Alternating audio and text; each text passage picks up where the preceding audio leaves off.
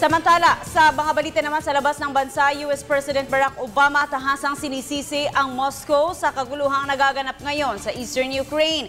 At orange trees naman sa Florida, USA, pinipeste ng Asian insects. Ito ang mga globalita ni Edwin Eusebio.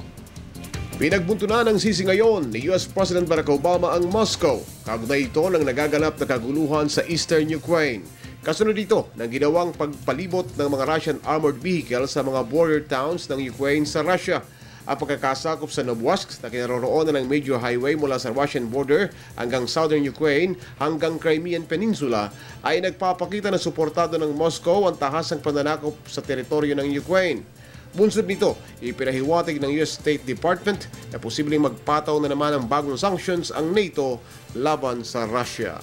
Naharap ngayon sa seryosong banta ang industriya ng prutas sa Florida, USA. Dulot ito ng Asian insect na kumakalat at namemeste ngayon sa orange plantation sa naturang estado. Sinusunog na ng mga citrus farmers ang mga puno ng oranges na dinapuan ng brown bugs na tinatawag na psyllid.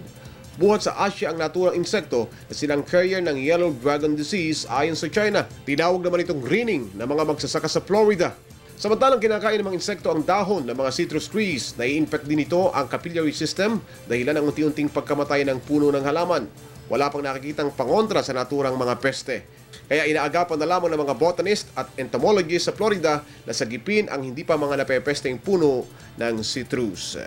Para sa Telebisyon ng Bayan, Edwin Eusebio.